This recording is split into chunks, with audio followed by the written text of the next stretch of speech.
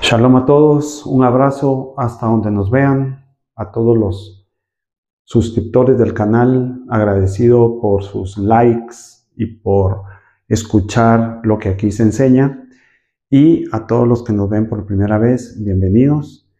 Les tengo preparado una enseñanza que puede cambiar la forma de pensar de muchas personas respecto a Dios. Vamos a decirle Dios. A todos los que nos ven por primera vez y a los que nos siguen desde ya tiempo en el canal, les tengo que decir que este canal se dedica exclusivamente al estudio de las escrituras desde el idioma hebreo, arameo y las palabras originales de Jesús, Yeshua, en griego y su contexto en el arameo y el hebreo. Por lo tanto, pueden haber muchas cosas que si no las había oído y las escucha acá, le parezcan extrañas, o porque si viene del cristianismo y está en el mundo cristiano, entonces le va a parecer extraño que se hable del hebreo o el arameo, pero en realidad nosotros lo hacemos de esta forma porque, seguidores y yo, porque Yeshua habló arameo y explicó las escrituras hebreas, ¿sí? Escritas en hebreo. Por lo tanto, aquí en este canal estudiamos y seguimos a Yeshua. Fíjese, Yeshua, Elohim, rabino, sumo sacerdote del orden de Melquisedec, Mesías. Entonces, solo quiero enfatizar esto. Mire, no se trata del tema que vamos a hablar de lo que le estoy diciendo, pero es importante para los que nos ven por primera vez y los seguidores que lo tengan claro. Usted conoce al Jesús cristiano, ¿sí?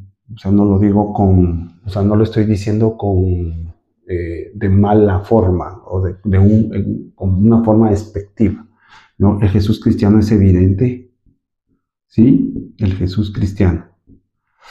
Pero lo más seguro, y esto ya lo hemos hablado, ¿verdad?, es que el nombre Jesús, que viene del griego, no fue su nombre original, sino que su nombre original del hebreo fue Yeshua. Este Yeshua aparece en la Tanaj, fíjese pues, aparece en la Tanaj, ¿ok? Y múltiples descubrimientos arqueológicos confirman que el nombre existió. Porque hay gente que me ha mandado a preguntar, mira, ¿Jesús existió o no existió, verdad? Entonces, nosotros aquí en el canal no estudiamos al Jesús cristiano, ¿sí? Pero tampoco estudiamos pongamos cualquier nombre, porque el mesianismo de un montón de corrientes que andan por ahí, que a mí me parece, ya vamos a ver, a mí me parece una especie de mezcolanza basada en la ignorancia, que se llaman mesiánicos, raíces hebreas, y lo digo también con todo el respeto, ¿ah? Pero lo estoy diciendo para que usted no se equivoque. Este canal habla de Yeshua judío. Yeshua judío, ¿ok? Ahorita estoy explicando la diferencia.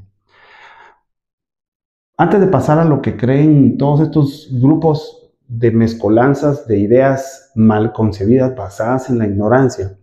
¿Por qué lo digo? Porque no saben hebreo, conocen 3 o 8 o 20 palabras en hebreo y entonces comienzan a inventar cosas, literalmente a inventar. Bueno. Y lo más importante es que están basando toda su doctrina o sus ideas mezcladas en judaísmo rabínico. Fíjate, ponga atención. en judaísmo rabínico. Y el mensaje de Yeshua no está fundamentado en judaísmo rabínico, que no es igual a la Torah ni a la Tanaj. Ahí te voy a explicar un poquito de eso. El judaísmo rabínico es otra cosa. Bueno, entonces, Yeshua el judío. ¿Sí? Entonces, antes de pasar ahí, porque estoy aclarando, lo estoy haciendo porque es muy importante, por lo que vamos a hablar hoy, de los que siguen el canal, que no se equivoquen, qué es lo que van a encontrar aquí. Aquí van a encontrar un estudio serio desde el hebreo, el arameo y el griego, no invenciones de nada, ¿sí? Entendiendo el lenguaje y la espiritualidad del lenguaje hebreo-arameo. ¿Sí? Bueno, ¿por qué no, antes de pasar ahí, por qué no Jesús cristiano? Porque Jesús cristiano, ¿sí?, tiene una capa, ¿sí?, es decir, una cobertura, una cortina, por no decir muchas, romanas. Y media vez hablamos de romanas, estamos hablando de muchas filosofías que el imperio, en todos sus años de existencia, adoptó, creyó, adoctrinó, etc. Entonces, muchos de los pasajes que se hablan en las Escrituras relacionados a Jesús cristiano, tiene ese velo de idea filosófica. ¿Sí? Entonces, qué bueno que Jesús cristiano pues fue enseñado, pero Jesús cristiano se parece. Oiga lo que estoy diciendo, esto es bien importante. Y lo digo porque yo vengo de un movimiento cristiano de hace 40 años. O sea, por eso lo estoy diciendo pues no lo estoy diciendo en una mala idea o para insultar a nadie, sino lo estoy diciendo con conciencia. O sea, yo ya no veo al Jesús cristiano. Yo me puse los lentes de Yeshua judío. Y yo lo veo a él ahora como Yeshua judío. Y eso me he pasado toda mi vida buscando su mensaje y sus palabras originales. De tal cuenta que yo veo claramente dónde se enmarca el Jesús cristiano, que se parece a Yeshua judío, pero no es. Se parece. Porque el Jesús cristiano tiene muchas capas filosóficas del imperio, por las diversas culturas que tiene. O sea, por favor, vamos, por eso lo estoy aclarando para los que nos ven por primera vez. O sea, no piense que, digamos, aquí voy a enseñar yo a Jesús cristiano, no. Ni menos esas mezcolanzas ignorantes de raíces hebreas y mesianismo, porque no se basan en la Tanaj, se basan en inventos que no tienen sustento en ningún tipo de judaísmo, pero toman el judaísmo rabínico como base para mezclar, ¿sí? Fíjese pues. Entonces, aquí en el canal creemos en Yeshua judío, ¿sí?, que se reconoce como Elohim. Yeshua judío Elohim. Y este es un concepto hebreo 100% de la Torá y de la Tanaj y de los escritos, que Tuvim, que nosotros estudiamos aquí para entender quién es Yeshua. Yeshua es Elohim, ¿sí? Yeshua, entonces aquí creemos que Yeshua es Elohim. En las escrituras del Nuevo Testamento, para todos los que vienen del cristianismo como yo, podemos encontrar la naturaleza de Yeshua muy bien explicada en el capítulo 1 del Evangelio de Juan y en el capítulo 1 de la carta a los Hebreos. Se explica muy bien la naturaleza de Yeshua tal cual Elohim. Hay más pasajes, pero si usted se pone a buscar detalladamente en Juan capítulo 1 y en Hebreos capítulo 1, usted va a encontrar la naturaleza de Yeshua como Elohim. ¿Sí? No he entrado a esto simplemente lo estoy diciendo para los que nos ven por primera vez y nuestros seguidores. No se confunda, ¿sí? No se confunda.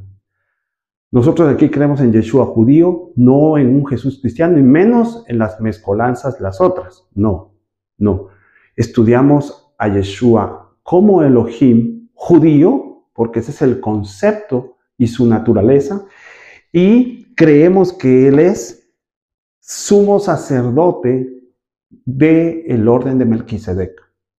También creemos que es Mashiach, y también creemos que es rabino, y que es Naví, el mayor profeta que expone la Torá y la Tanaj con funcionalidades de Mashiach. Es decir, él es el verdadero Mesías o Mashiach que explica a Elohim, a todas las creaciones. Pues esto es muy grande. Eso es lo que creemos aquí. Así que no se confunda. Entonces, ¿por qué no raíces hebreas y eso? Porque se basan en judaísmo rabínico. Y si es judaísmo rabínico, entonces es una contradicción total, no mediana, no parcial. Si usted está en raíces hebreas y o algún tipo de mesianismo que fundamenta su creencia y sus creencias en esa capa de judaísmo rabínico, en este canal no tiene nada que hacer, a menos que quiera aprender a Yeshua como Elohim, como se lo acabo de presentar. Es decir, no tiene ninguna afiliación acá. Esto no es ningún canal de raíces hebreas, ni mesianismo, ni eso. Porque yo estudio judaísmos, pero no creo en el judaísmo rabínico. Yo creo, yo creo en Yeshua judío como Mesías. Y como Elohim, eso es lo más importante. Como Elohim, ese concepto es fundamental para desechar el judaísmo rabínico. Digo, desechar como creencia. Yo lo tomo como casos de estudio de la universidad, pues yo soy universitario. Estoy acostumbrado a estudiar las cosas, no a leerlas, a estudiarlas, a cuestionar, a preguntar, a indagar, ¿verdad? Hace muchos años en la universidad tengo ese método científico de buscar. Entonces, no al judaísmo rabínico como fuente de fe, más simplemente como casos de estudio. Claro que sí, tengo y estudio judaísmo rabínico, pero yo no creo, porque eso es una contradicción. Si tú crees en el judaísmo rabínico, entonces ¿cómo crees que Yeshua es Elohim? Entonces seguramente no crees que Yeshua es Elohim, ¿verdad?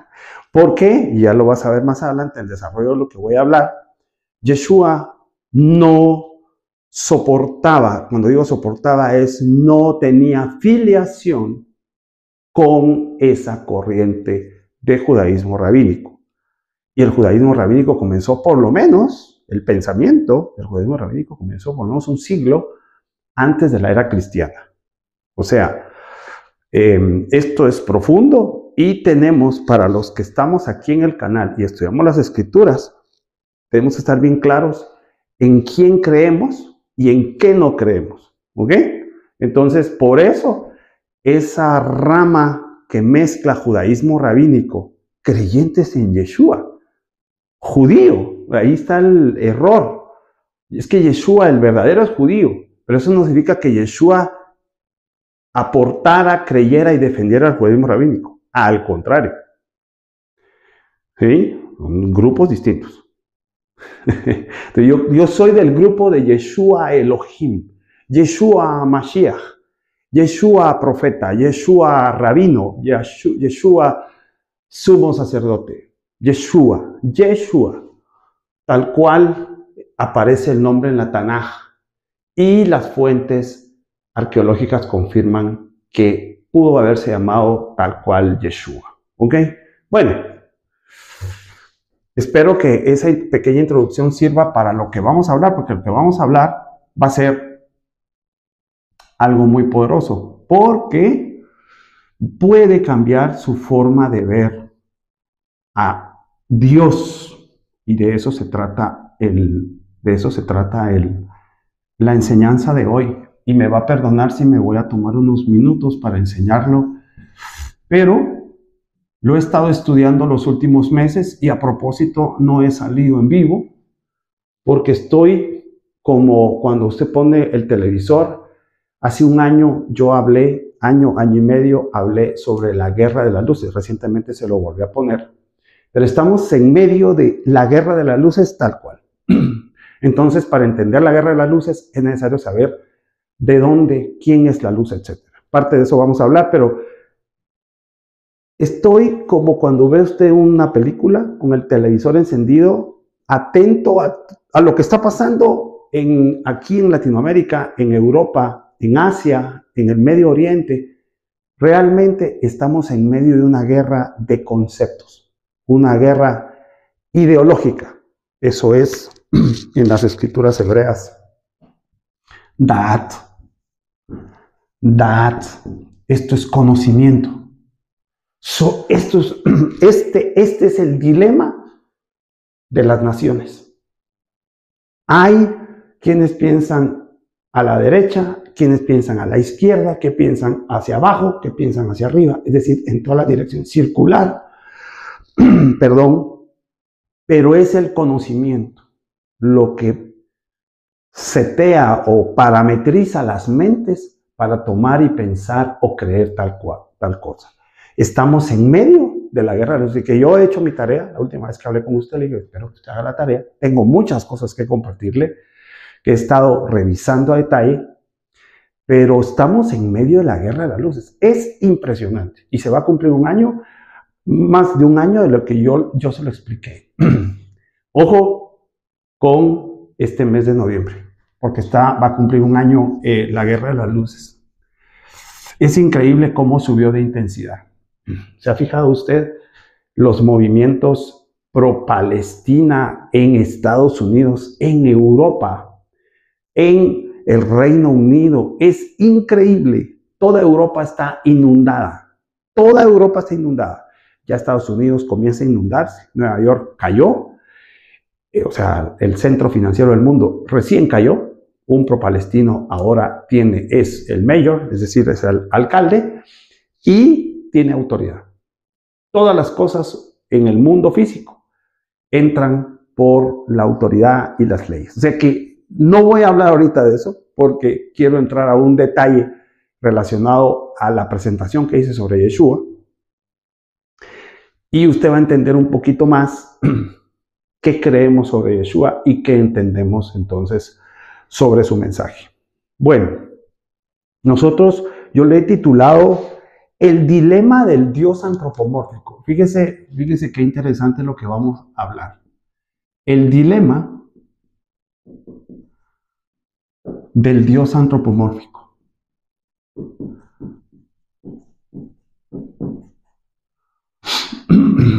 Antropomórfico. ¿Qué es esto? No sé, para los que... Usted va a escuchar cosas que yo he enseñado aquí, que son originales del canal, y tal vez en algún otro lado las ha escuchado, si estudia teología o no sé, sus estudios de espiritualidad, religión, etc. Cristianismo. El mundo, y me voy a tomar unos minutos para hacer la introducción, el mundo creyente, ¿sí?, tiene un dilema, y es interpretar y conocer a Dios. O dígalo al revés, que al final ese orden no va a alterar el dilema, conocer e interpretar a Dios. Sin embargo, Yeshua habló de conocer a Dios. Qué interesante. Conocimiento, otra vez, da'at. Yeshua habló de conocer a Dios, da'at, conocimiento.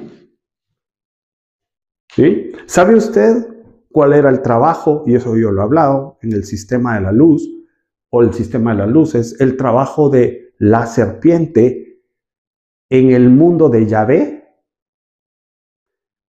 Transmitir da'at, porque da'at es un tipo de luz.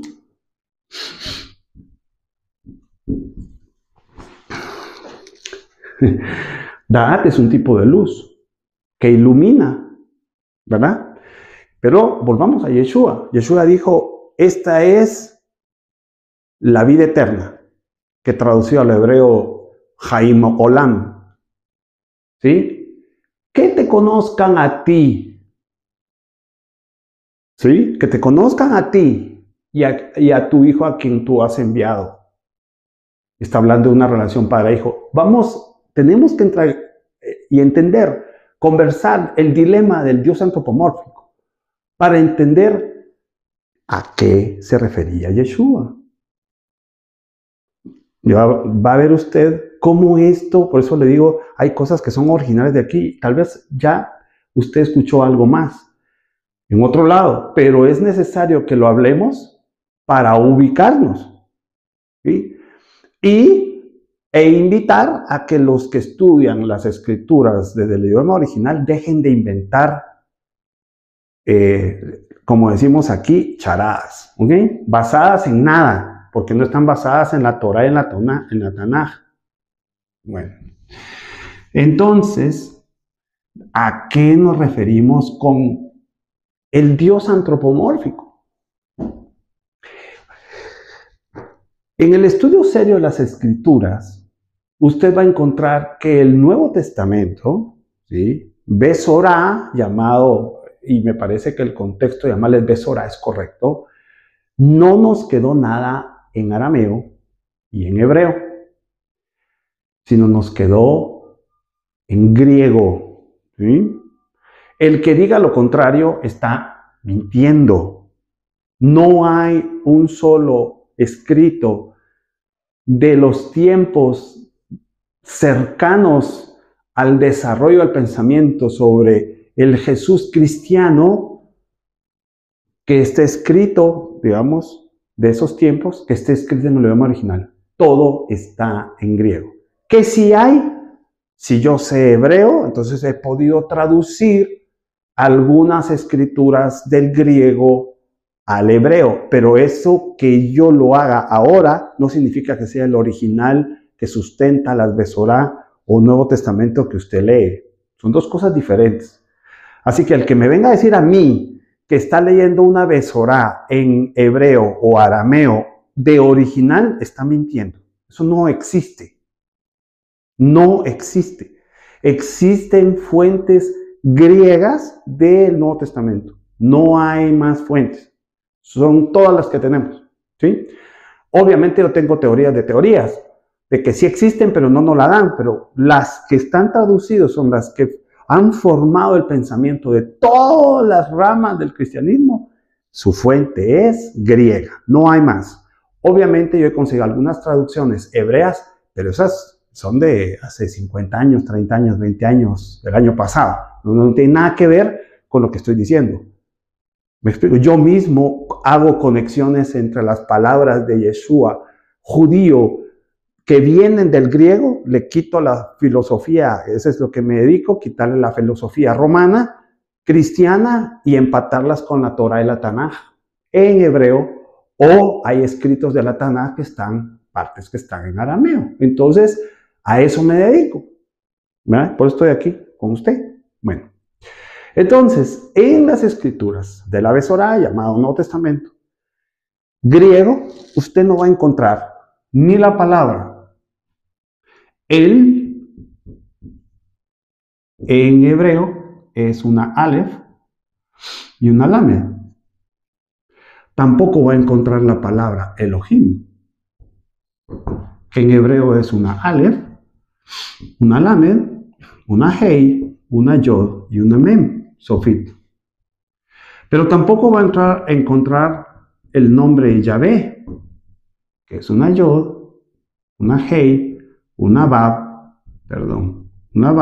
y una Hei. No.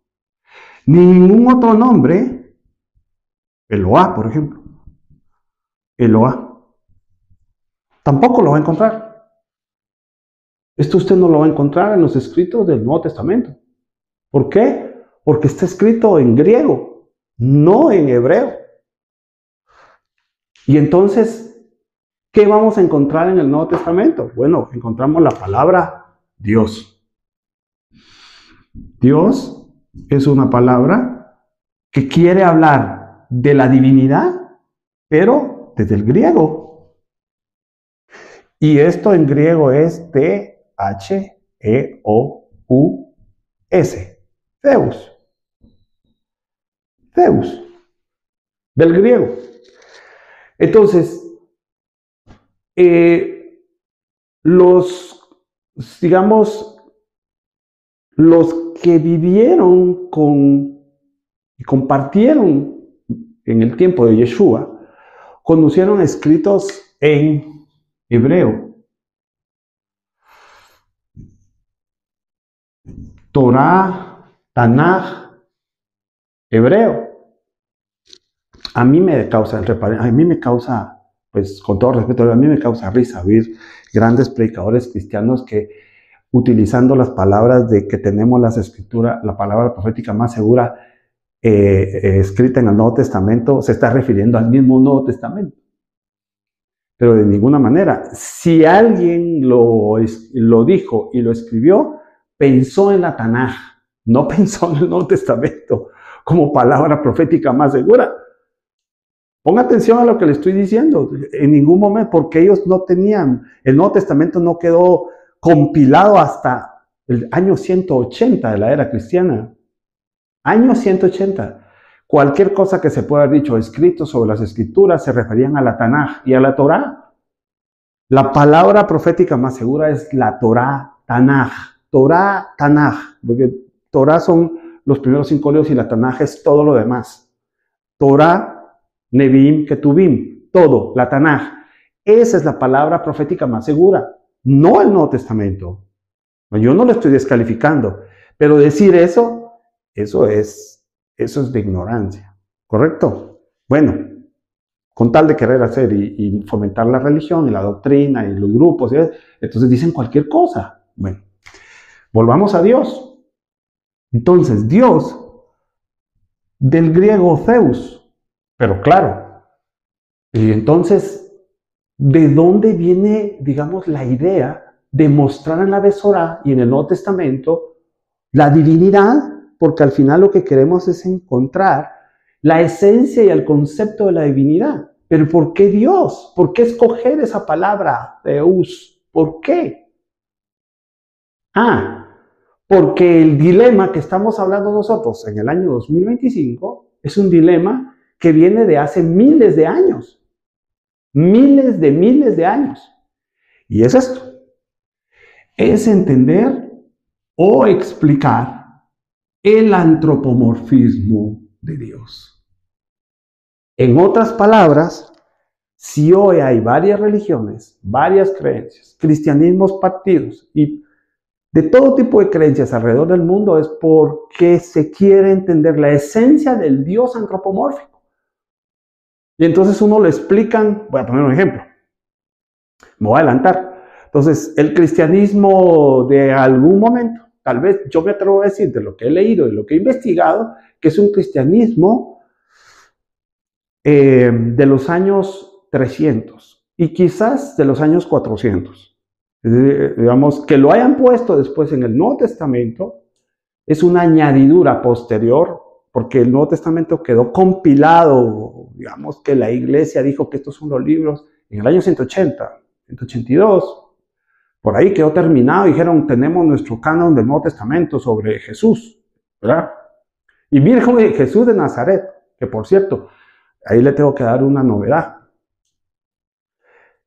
De tal cuenta que ellos dijeron y agregaron que el Dios antropomórfico se explica con la Trinidad. Y entonces dijeron, no. El Dios antropomórfico, que esto es una añadidura, como le digo, tal vez años 300 o 400. Entonces dijeron, no, es que es Padre, Hijo y Espíritu Santo.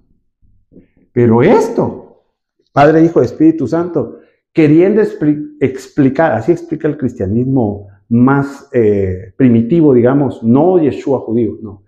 Por eso el cristianismo. Usted sabe que yo soy fiel creyente que el origen del cristianismo no es Yeshua judío. El origen del cristianismo en lo que ha desarrollado no es Yeshua judío. Es un Jesús teológico romano cristiano, pero no es Yeshua judío quien le dio vida al cristianismo. Bueno, volvamos al punto.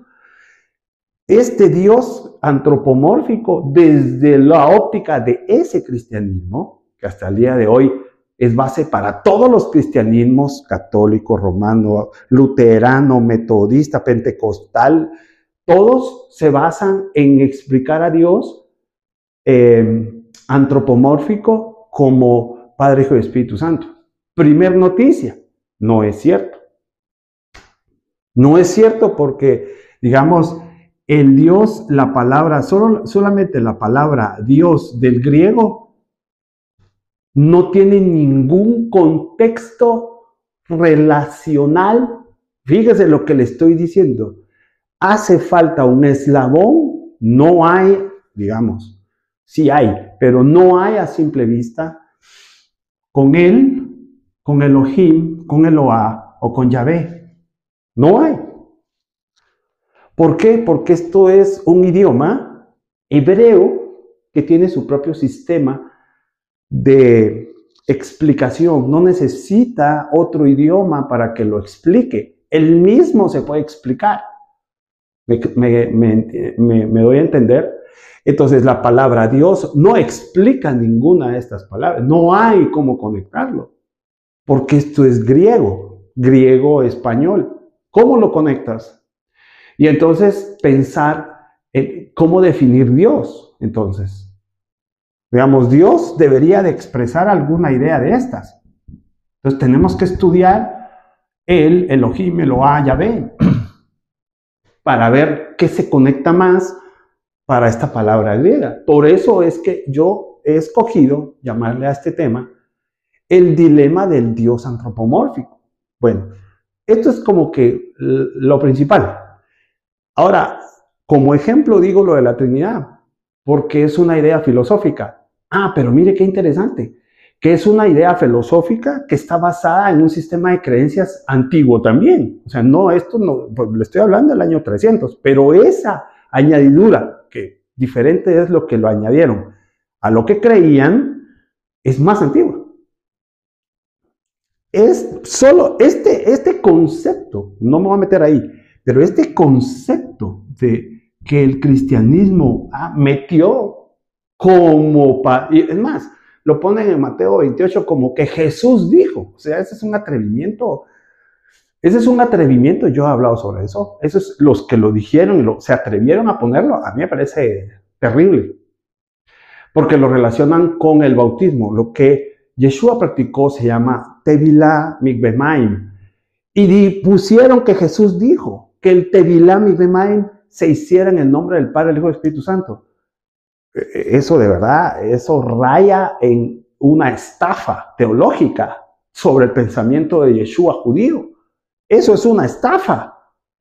Y todos los cristianismos lo creen. Y cuidado, usted dice algo sobre eso. Bueno, el cristianismo romano agregó, después en el tiempo, agrega a María, la madre de Jesús, dicen ellos, como parte de un estilo y una deidad divina. Que ahora, por cierto, entre paréntesis, este nuevo papa anda hablando y anda diciendo que no es corredentora, que solo Jesús. Y, o sea,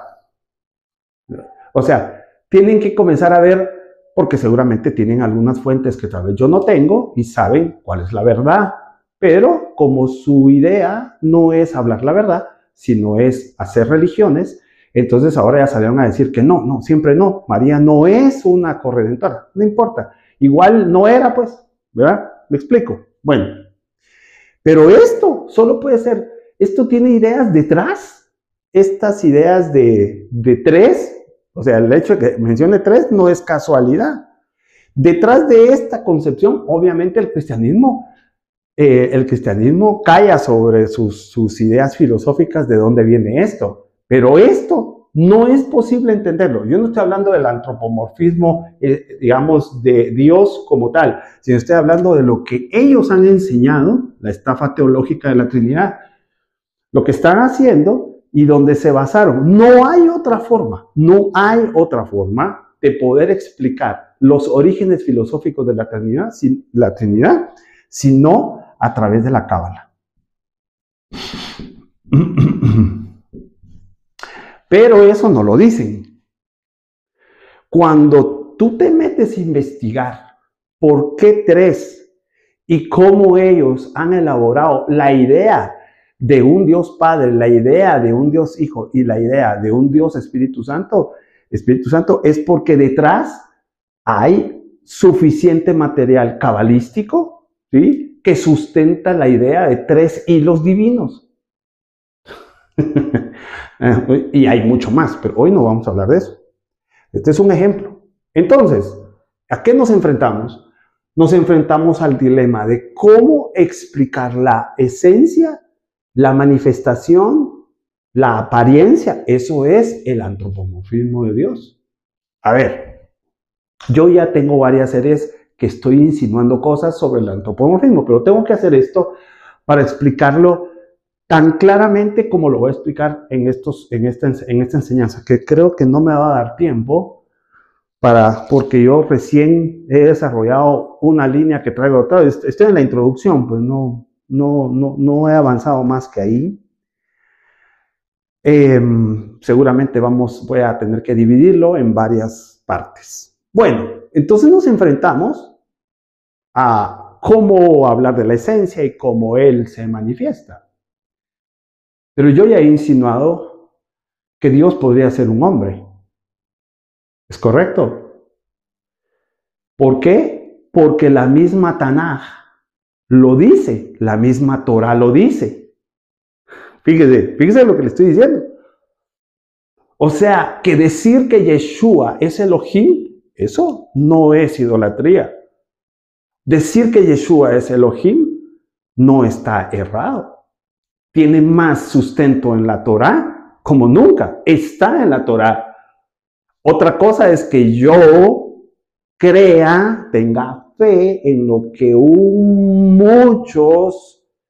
creyentes de la filosofía y enseñanzas y escuelas del judaísmo rabínico hablen, pero eso no significa que sea la verdad, tal cual lo estamos hablando de la iglesia cristiana de aquellos tiempos. Eso no significa que eso sea la verdad. ¿Sí? Si yo le pongo fe y creo que el judaísmo rabínico es el camino, entonces ese es, porque esa es mi fe. ¿Me explico? Pero decir que Yeshua es Elohim está en la Torah. Pero no se lo estoy diciendo porque yo hable español o yo hable un perfecto hebreo. Es que lo puedo leer y es que lo puedo entender y es que el sistema del lenguaje me lo ha explicado a mí. Y yo lo entiendo. Y tengo suficientes evidencias en la Torah y en la Tanaj que Yeshua es Elohim. Tal cual Él lo expresó.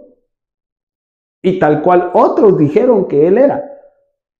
¿Sí? El tema es cómo lo han explicado y el tema es cómo lo creemos. Por eso las aclaraciones del principio.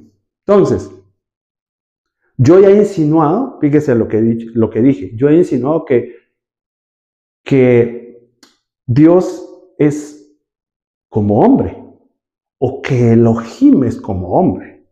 Eso es bien fuerte. Esto es una aseveración muy poderosa. ¿En dónde comienza el problema para explicar? Porque una cosa es decirlo, una cosa es decir y que los católicos echen el Padre Nuestro pensando en la Trinidad. Que por cierto, la oración original del Padre Nuestro viene de palabras y labios de Yeshua, pero no en el contexto este. Es diferente el contexto. Es un contexto de cómo él explicaba la Tanaj.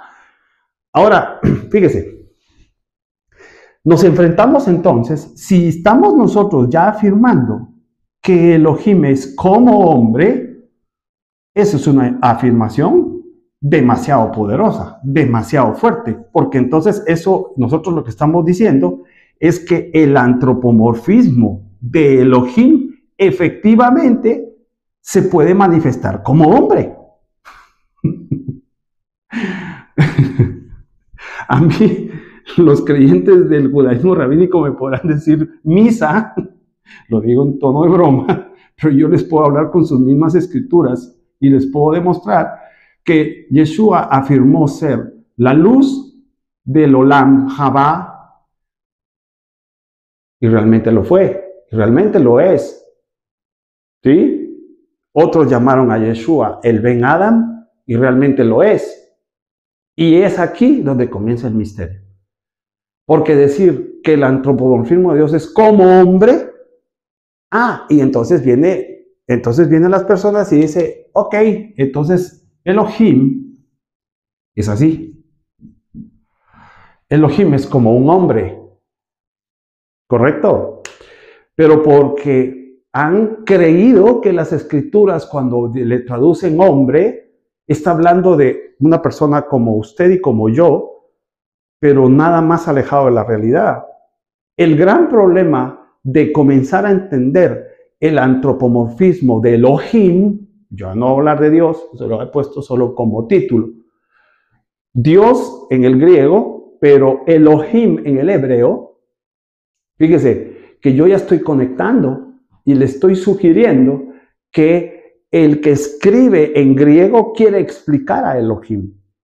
¿Por qué? Porque hay, digamos, el pensamiento detrás, que hay un hilo de tres personalidades divinas detrás de Dios. ¿Sí? Que usted se va a dar cuenta que no son tres y que la idea se parece, pero no es. Y que Elohim sí se manifiesta, pero no se manifiesta como nosotros creemos que se manifiesta, sino se manifiesta bajo el concepto de hombre, pero no un hombre como nosotros, sino bajo el concepto de, en hebreo se llama así. ¿Por qué? Porque ya lo vamos a leer. Yo he hablado de eso. Aleph, Dalet y Mem Sofit. Adam.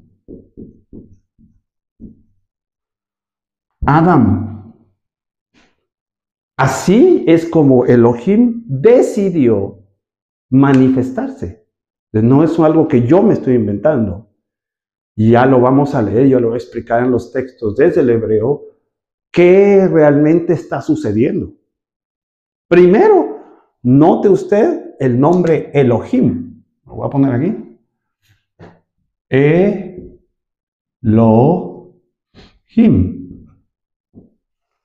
Elohim.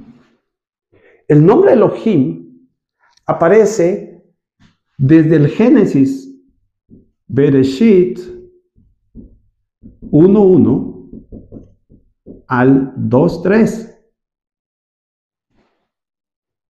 Ni dice Dios, ni dice Jehová, Yahvé, o como le dicen los que desarrollaron la teoría, el judaísmo rabínico, el Eterno. Pues espero que haya ese tipo de gente que me escuche y que salga de esa ignorancia y le comience a llamar a las cosas como son.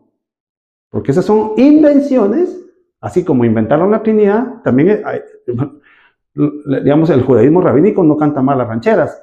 Se ha inventado cosas precisamente para defender su posición estrictamente religiosa. Y bueno, y después ya otro montón de ramas políticas, etcétera. ¿Sí? No es parte de, ahorita nos vamos a centrar en el antropomorfismo. Entonces, si el dilema es que no sabemos cómo explicar la esencia del Dios antropomórfico, pues la Torá y la Tanaj nos dan la explicación. Y Yeshua hablaba del antropomorfismo de Dios. Yeshua creía en Elohim. Yeshua hablaba de Elohim. ¿Y qué nos describe Bereshit 1:1 al 2:3? Pues nada menos, anótelo, porque hay gente que me manda a decir, mire, ¿por dónde comienzo a estudiar? Anótelo y estudie esto. Bereshit 1:1 al Bereshit 2:3. Yo le llamé originalmente el mundo prototipo. Así lo llamé yo, prototipo. ¿Por qué? Porque en realidad, en esencia, es un mundo, ese del Bereshit 1:1 al 2:3, que hace la configuración de absolutamente todo lo que va a existir. Entonces, voy a tratar de comenzar un poquito el tema. No he podido comenzar a desarrollarlo. Mire pues, Pongámosle el nombre como lo vamos a conocer de aquí en adelante. Bereshit 1:1 al 2:3 se llama el mundo divino de la creación. Específicamente eso, mundo divino de la creación. Esencialmente, cuando digo esencialmente, es si nos podemos dividir en átomos y ese átomo comenzarlo a dividir en la parte más pequeña, ¿sí? De dónde, en esa esencia, de dónde venimos nosotros. En esa, no así, sino en esa esencia, venimos de aquí, del mundo divino de la creación. De aquí venimos. ¿Y quién gobierna ese mundo de la creación? Elohim. En otras palabras, esto ya lo he enseñado yo. En la Torá, en Bereshit, no aparece ni eterno, cruz, Yahvé, cruz, Jehová, cruz. No. Elohim.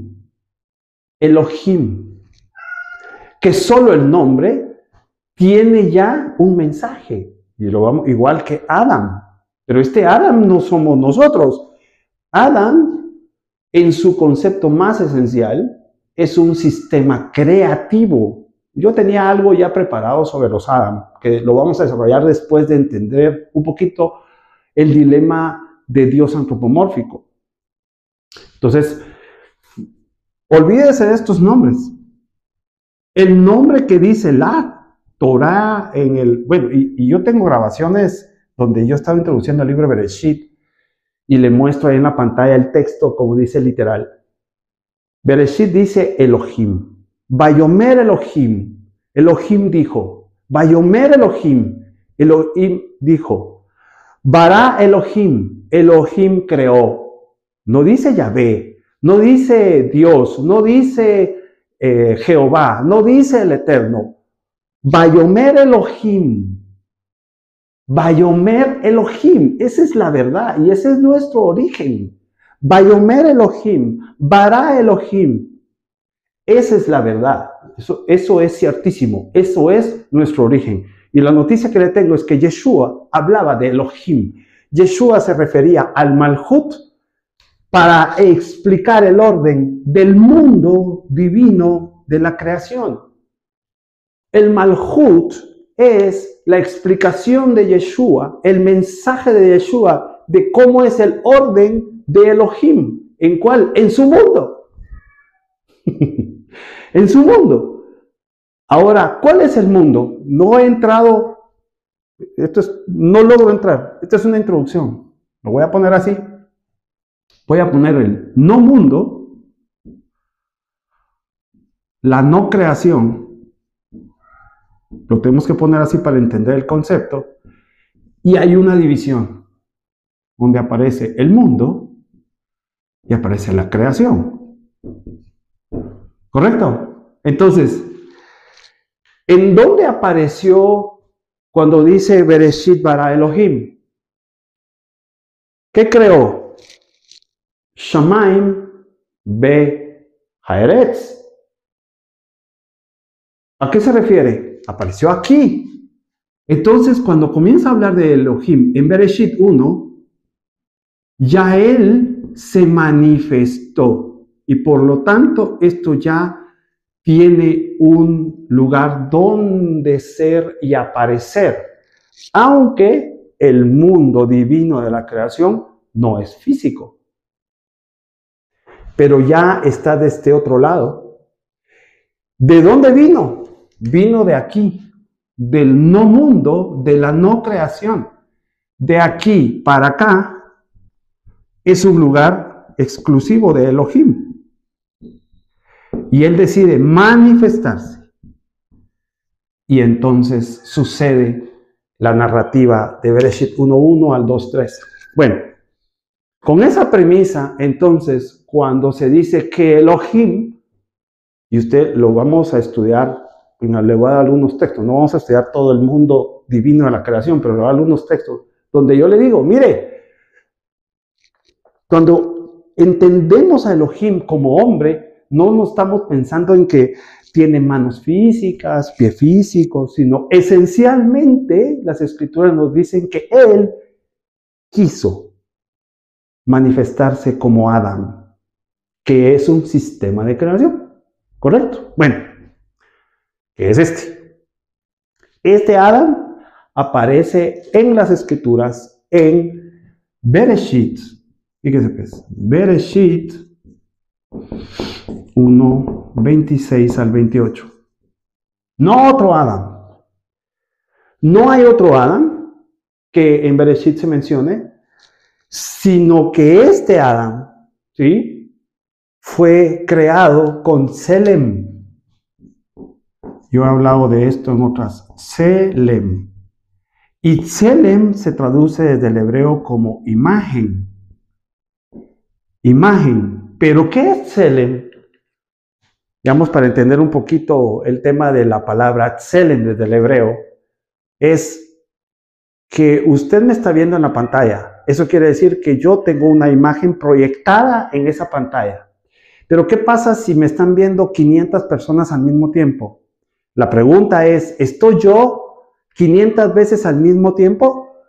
La respuesta es que sí, porque me están viendo. O sea, sí me ven, ¿correcto? O sea, sí soy yo, sí estoy al mismo tiempo 500 veces. Otros me verán 30 veces al mismo tiempo. Pero yo me he proyectado en esa pantalla, ¿ok? Ese es el concepto hebreo de Tselem. El concepto hebreo de Tselem es que es una imagen que deja ver a alguien. Esa es la palabra utilizada en Bereshit 1, 26, 27 y 28. Tselem. Entonces, cuando él dice, ya lo voy a explicar cómo es esa conversación, que sea conforme a nuestra imagen, está diciendo que él se va a proyectar en ese sistema que se llama Adán. Adán. Obviamente las Biblias le dicen hombre, humano, etc. Pero se llama Adán. Y le voy a decir algo entre paréntesis. Si usted entiende el concepto de Adán, entiende todo el dilema, no solo del antropomorfismo de Dios, sino va a entender el mensaje de Yeshua, el mensaje de Pablo, va a entender todo, absolutamente. ¿Por qué? Porque está entendiendo el mundo, el orden de la creación divina. ¿Sí? Muy bien. Entonces, esto tómelo como un argumento de por qué decimos que Elohim se manifiesta como hombre, pero no es un hombre como nosotros, sino se manifiesta como Adán, según la misma Torah, según el libro de Bereshit. Bueno. Alguien me dice, mira, yo sé eso. Ah, perfecto. Entonces, usted me tiene que ayudar a explicar el antropomorfismo de Dios. Y específicamente de Elohim. ¿Verdad? Bueno. Entonces, fíjese pues, entrando y caminando un poquito en este tema. Y esto le va a servir a los que realmente tienen la tarea y se ponen a leer. Yo le he dicho, mire, hágame un favor.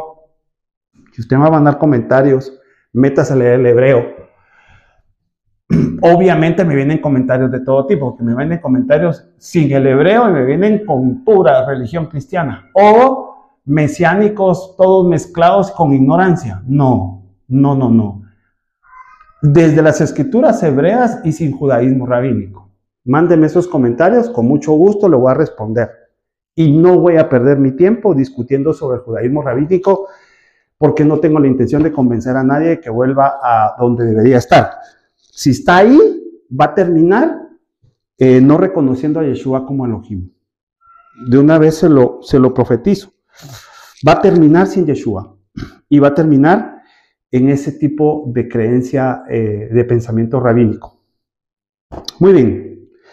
Fíjese pues, hablando de hebreo, porque es algo bien importante, el texto de las escrituras, el texto, por favor, el texto de las escrituras que Yeshua, nuestro Elohim, explicó es hebreo, arameo.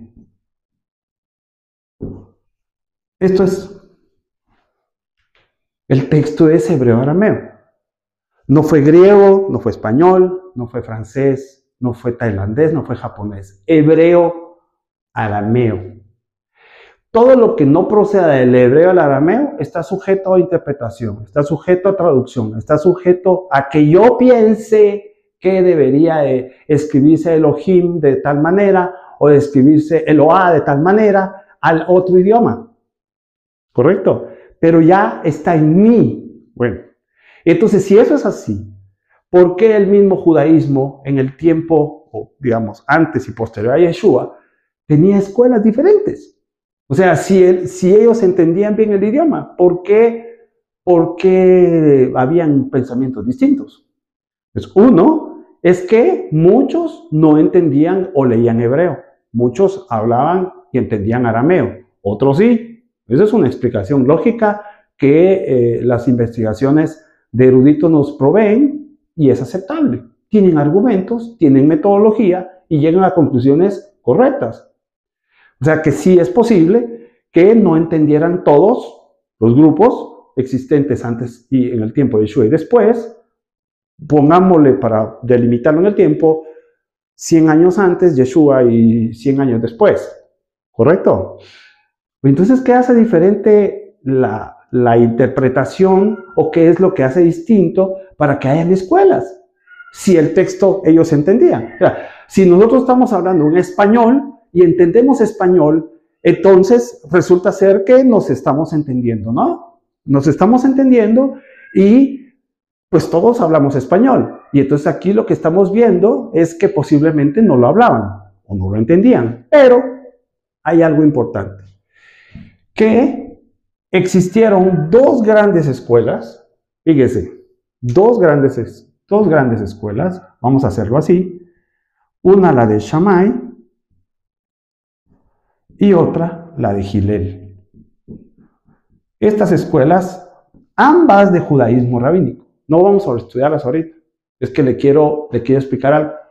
No vamos a estudiar la escuela ni de Shammai ni de Hillel, ambas son judaísmo rabínico. O sea, el judaísmo rabínico se estudia, pero no vamos a creer el judaísmo rabínico. El judaísmo rabínico está en contra de la escuela de Yeshua, del pensamiento de Yeshua, de la enseñanza de Yeshua. Por eso la contradicción, ¿verdad? Los grupos que dicen creyentes en Yeshua, pero con judaísmo rabínico, ¿qué están haciendo? Disculpe que se lo diga, pero eso es una tontería lo que están haciendo. Porque el judaísmo rabínico sustenta todas las líneas de pensamiento de judaísmo que no precisamente era el que Yeshua explicaba. Y entonces dice y entonces hoy usted encuentra gente con pensamiento de judaísmo rabínico diciendo que creen en Yeshua. Pero eso es una tontería. Si creen en judaísmo rabínico, está claro cuál es la línea. Tienen que ir a preguntar y tocar la puerta a todos los grupos de judaísmo rabínico si los aceptan. Si los aceptan, tal vez los aceptan como noágidas. ¿Me explico? O sea, para hablarlo como son las cosas. Salen un montón de gentes disfrazados de judíos rabínicos. ¿Qué es eso? Esa es una tontería. Porque dicen ellos o creen ellos que Yeshua se vestía y él sí enseñaba. Pero están alejados de la realidad. En eso el cristianismo se acerca más de un Yeshua con un mensaje de la Torá mucho más elevada. Aunque todavía ellos se quedan en la teología del Jesús cristiano. Y el Jesús histórico. Bueno, fíjense pues. Entonces, a pesar de que estos explican, enseñan judaísmo rabínico, las dos escuelas, hay una en particular que es como más blanda y tiende a aceptar los conceptos. Y Hillel se caracteriza por eso. Esta escuela de pensamiento de judaísmo rabínico. Pero no me voy a enfocar ahí, solo lo menciono como una característica porque son muchas. ¿Qué hace que piensen distinto si es un solo texto? La gran diferencia, y lo voy a poner acá, esto es importantísimo para todos aquellos que estudian judaísmo, Torá, si el texto es único, ¿qué lo hace diferente? O sea, ¿por qué Hillel y Shammai y sus alumnos pensaban y enseñaban distinto? Porque para que el texto llegara a esta capa, de pensamiento, existieron alguien que se llamaba así, escribas. Ellos son clave en la división. Es decir, si el texto es uno, ¿por qué hay escuelas? Porque están los escribas. No es lo mismo en el hebreo ponerle un punto aquí o no ponérselo, o ponerle 2 puntos abajo y un guión. Eso no es lo mismo. Y si en lugar de ponerlo a la izquierda, la puse a la derecha, y en lugar de ponerlo al principio o arriba o abajo, el escriba que agarraba el texto y le ponía la traducción del mismo texto en el mismo idioma, pero ponerle puntos, guiones, etcétera, está hablando de posiblemente algo distinto, como es el hebreo y el arameo, de un alcance diferente, con una concepción distinta, en el mismo idioma. O sea, aquí no estamos hablando que lo tradujeron a griego, no. Estamos hablando del texto tocado por los escribas que le dio pauta a grupos para pensar e interpretar distinto. ¿Qué le parece? La pregunta que queremos y deberíamos de hacernos, porque es muy profundo, para pues algún día poder contestarla es, ¿cuál fue el texto, ya teniendo en cuenta a los escribas, que se usó para traducir el hebreo arameo al griego? Es decir, ¿qué texto usaron para comenzar a escribir la Septuaginta? Septuaginta. Porque si usted escucha cualquier canal de judaísmo con pensamiento rabínico, que es básicamente cualquiera de estas escuelas, dividido en muchas, tal cual el cristianismo, el mayor argumento en contra de Yeshua y los, digamos, en este caso no de Yeshua judío, sino de los creyentes cristianos, es que están usando el texto y acusan a Pablo de usar la Septuaginta. A mí me parece un argumento que está del diente al labio, porque el tema de la Septuaginta es tan profundo, si usted se mete a investigarlo, que es posible que nunca se haya terminado de escribir. Que según los eruditos más, digamos, que le han metido muchos años de estudio, mucho dinero, es muy probable que la Septuaginta como tal nunca se haya terminado. Que se haya comenzado la Septuaginta y después hubieron otros que siguieron, pero no en el mismo concepto de la Septuaginta, no los mismos escribas, eso es distinto. Y que hoy tengamos un compendio en hebreo y arameo que diga Septuaginta, esos son otros, como decimos aquí, esos son otros 20 pesos. Pero lo más probable es que la Septuaginta original nunca se terminó de escribir. Ni siquiera conocemos si el proyecto era toda la Tanaj o solo era la Torá. Es posible que se haya comenzado por Bereshit y ahí se haya quedado. No lo sabemos. Nadie lo sabe a ciencia cierta. Yo puedo inventar. Y aquí voy a ir como que terminando esta parte porque ya me pasé de hablar. Cuando no se conocen las cosas en el cristianismo o cualquier otro grupo, se inventa, señores. Entonces comienzan las invenciones. O sea, yo puedo tener una teoría, pero de que yo tenga una teoría a que sea cierta, o sea, yo me puedo inventar, por ejemplo, como en el cristianismo, es que yo creo que el anticristo es Nimrod. Dígame usted, ¿qué tiene que ver Nimrod, que está en la Torá, que es un libro que explica el mundo divino de la creación? Eso explica Bereshit. Nimrod, con un pensamiento que aparece en la primera, segunda o tercera, cuarta de Juan, tal vez del siglo IV después de la era cristiana, que aparece 2 o 3 veces anticristo, ¿qué tiene que ver una cosa con otra? ¿Cómo conectan estas dos cosas? No, es que eso es una figura y es una sombra. Espérate, para hablar de eso, tienes que entender el idioma, tienes que saber de qué está hablando, qué significa Nimrod, cuál es el contexto, qué es el Migdal, la torre, etcétera. Digamos, como no sé hebreo, entonces me invento que Nimrod es el anticristo. Por favor. Eso es inventar cosas. No tiene nada que ver una cosa con la otra. No, entonces si no es Nimrod, entonces es Goliat. Si no es Goliat, entonces es no sé qué oso. Si no es no sé qué oso, entonces es no sé qué personaje. Ahorita llevan como, digamos, si usted ve los canales de YouTube y las redes sociales, si no es Trump, es Kushner, si no es Kushner, es Musk, si no... Inventos de inventos de inventos. Inventan porque no saben. Cuando no saben, entonces inventan. Pero no solo el cristianismo. Ese argumento de los canales de judaísmo que dicen que Pablo usaba la Septuaginta es totalmente discutible. Eso es discutible. Entonces, ellos no tienen cómo probar que la Septuaginta finalmente se terminó. La Septuaginta original no hay cómo probar que efectivamente se haya terminado. O sea, ya decir eso cae en la irresponsabilidad. Yo para evitar eso digo, bueno, tal vez Pablo lo escribió, tal vez, porque no lo sabemos con exactitud. Entonces, ¿qué nos queda? Remontarnos al texto que sí está y entender un poquito del trabajo de los escribas, qué era lo que ellos pensaban, digamos, para que estos personajes líderes del judaísmo lo entendieran diferente, lo explicaran distinto, ¿ok? Hicieran comentarios diferentes. Bueno, aquí estamos comenzando, pero es necesario que lo hablemos así de crudo y de claro para aterrizar las cosas, ¿ok? En este canal creemos que Yeshua es Elohim. Creemos que Yeshua es el sumo sacerdote de la orden de Melquisedec. Creemos que Yeshua hablaba y explicaba a Elohim, ¿correcto? Y por lo tanto Yeshua explica a Adam.